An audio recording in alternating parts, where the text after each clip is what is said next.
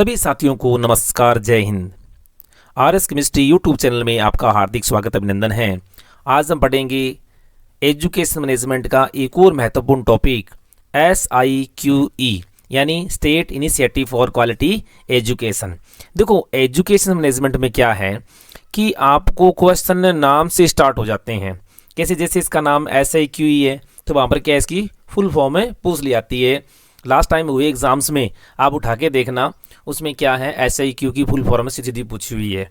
एक बार क्या है डाइट की फुल फॉर्म पूछ ली गई थी और एक बार डाइस की फुल फॉर्म पूछ ली गई थी। तो अपने को सबसे पहले एजुकेशन मैनेजमेंट टॉपिक हैं उनके नाम की फुल फॉर्म पता होनी चाहिए।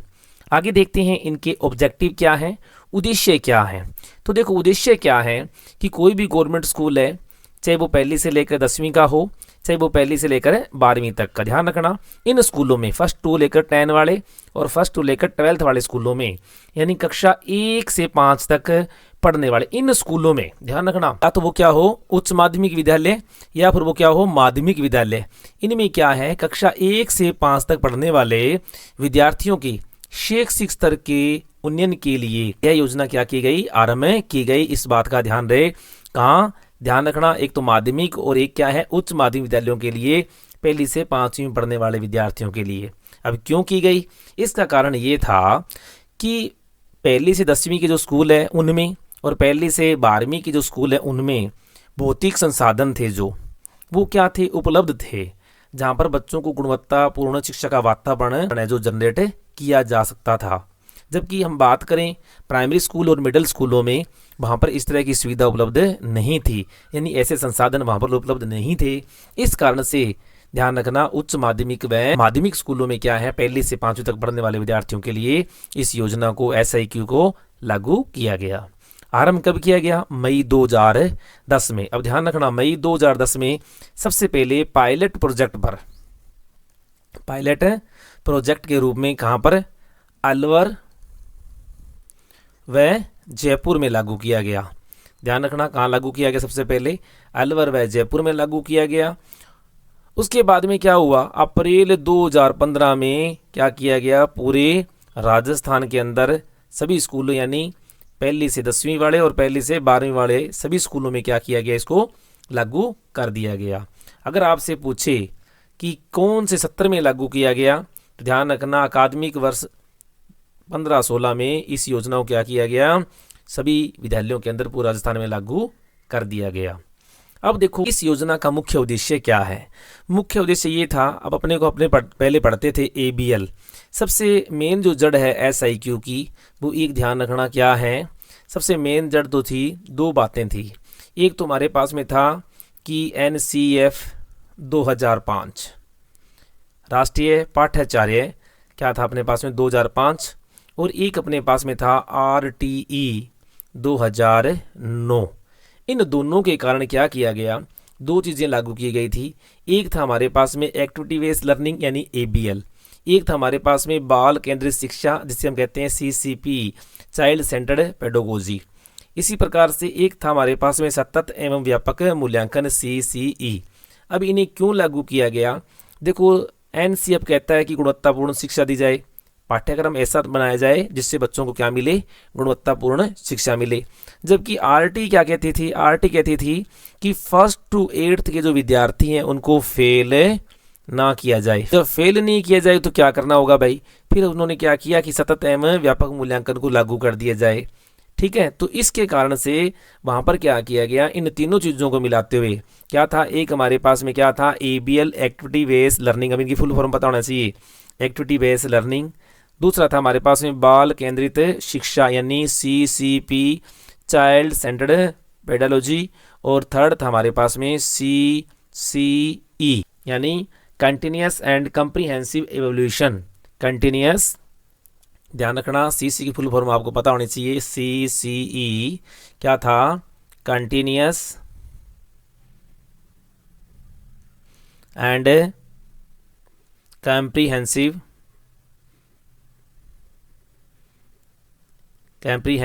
इवोल्यूशन। ठीक है, तो सतत एवं व्यापक मूल्यांकन।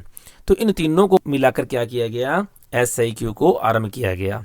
फिर क्या कहता है, विद्यालय में कक्षा 1 से 5 तक नामांकित सभी विद्यार्थियों का उनको आयु व कक्षा के अनुरूप क्या करना, शैक्षिक स्तर को सुनिश्चित करना। कक्षा क्या था, 1 से 5वीं तक के जो बच्चे हैं उनको उनकी आयु के अनुसार और जिस क्लास में पढ़ रहे हैं उस क्लास के शैक्षिक स्तर के अनुरूप लाने के लिए इस गुणवत्तापूर्ण एजुकेशन पॉलिसी को लागू किया गया, SIQE को लागू किया गया।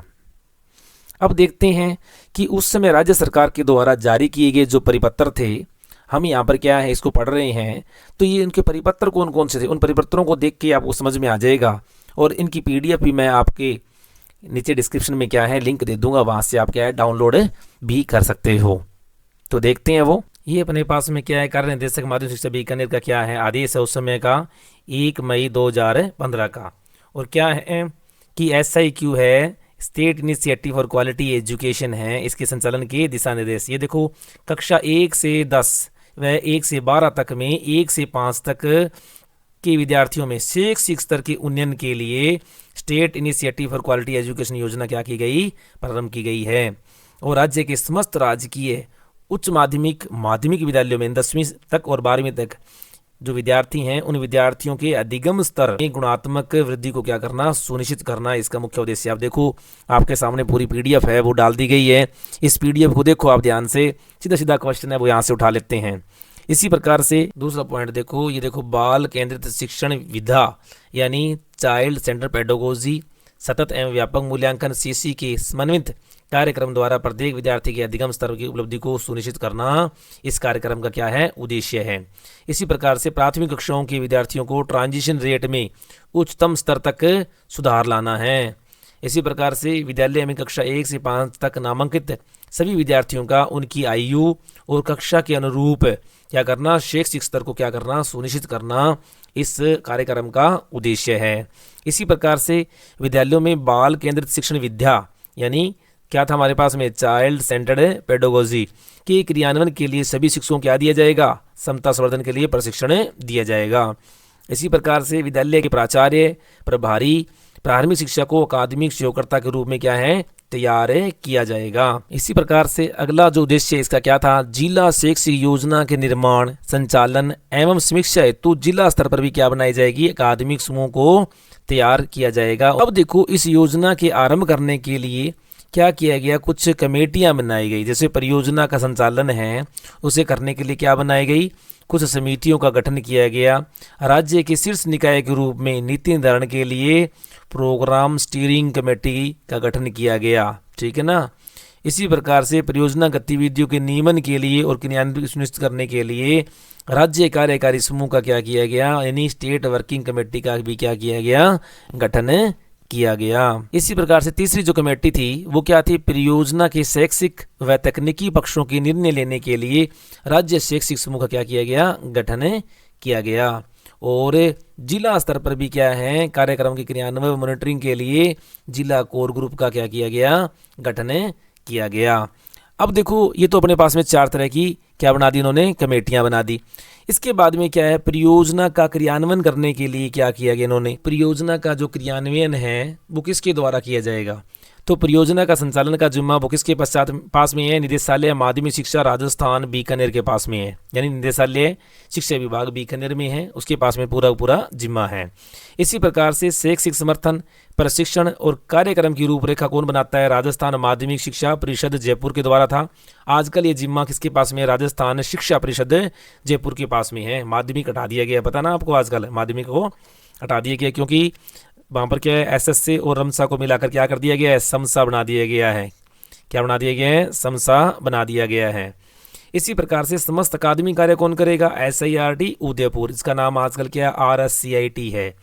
इसी प्रकार से परियोजना का संचालन किसकी सहायता से होता है, ध्यान रखना बहुत इंपॉर्टेंट बात है, यूनिसेफ और बौद्ध शिक्षा समिति। ये बौद्ध शिक्षा समिति कहाँ पर है, जयपुर, ध्यान रखना बौद्ध शिक्षा समिति कहाँ है, जयपुर।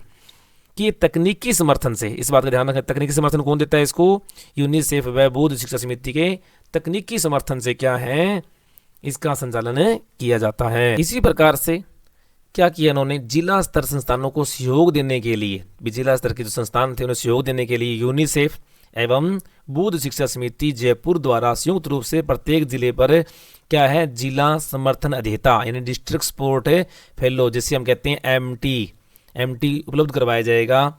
ठीक है, साथ में क्या होगा, DSF कार्यक्रम के नियोजन, क्रियान्वयन व मॉनिटरिंग के लिए मुख्य सलाहकार के रूप में क्या करेगा, ये समर्थन करेगा। कौन?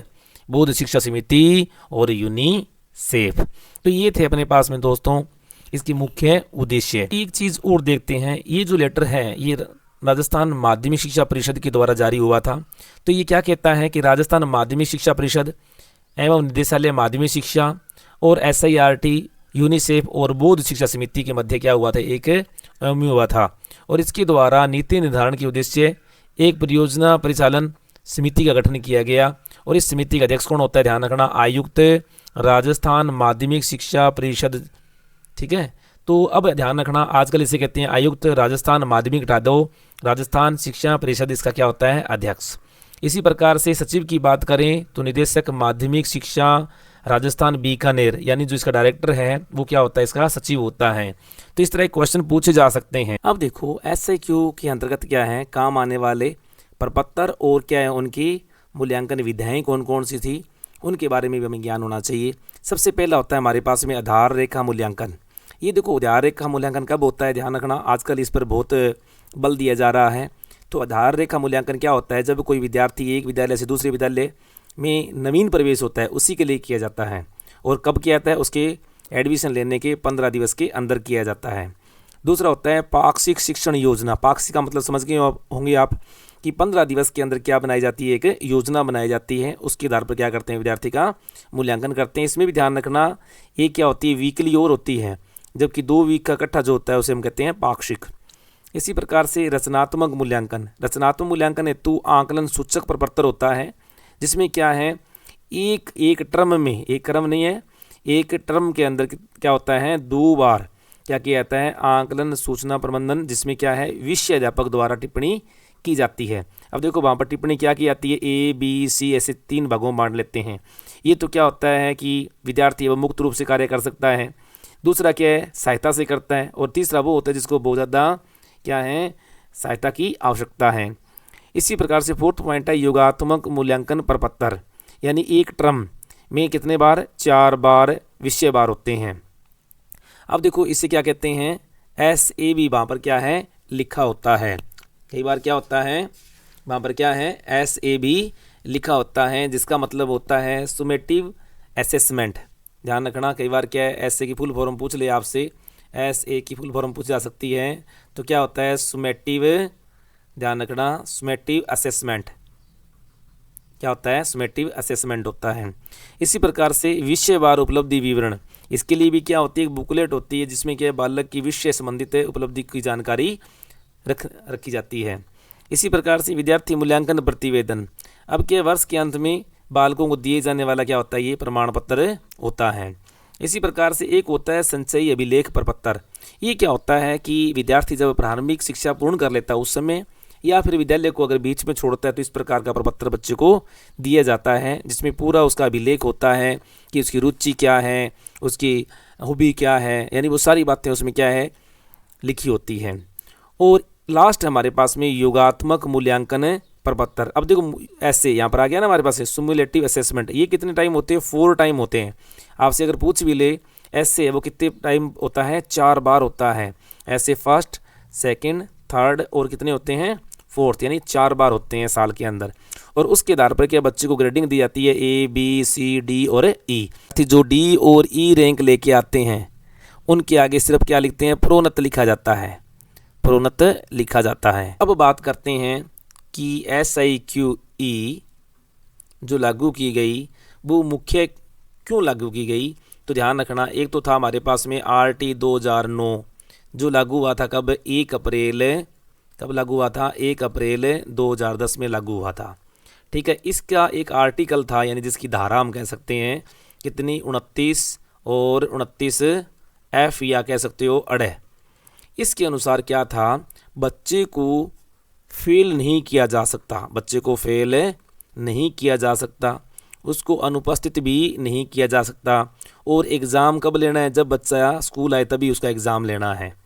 ठीक है, तो इन बातों को ध्यान में रखते हुए सबसे पहले लागू की गई थी क्या क्या लागू की गई, CCE लागू की गई थी। और उसके स्तर के अनुसार क्या शिक्षा देने के लिए वहाँ पर दो चीज़ें और थी, एक था हमारे पास में ABL और एक था हमारे पास में CCP। इन तीनों को समाहित करते हुए क्या किया, पहली से 10वीं और पहली से 12वीं के जो विद्यालय थे उनके अंदर किसके लिए, पहली से 5वीं के विद्यार्थी है उनके लिए क्या की गई, SIQ को लागू किया गया। तो वीडियो क्या कर दें आप, लाइक कर दें, शेयर कर दें और एक प्यारा सा कमेंट कर दें। और अगर आपने सब्सक्राइब नहीं किया है तो चैनल को क्या कर दें, सब्सक्राइब भी कर दें। थैंक्स।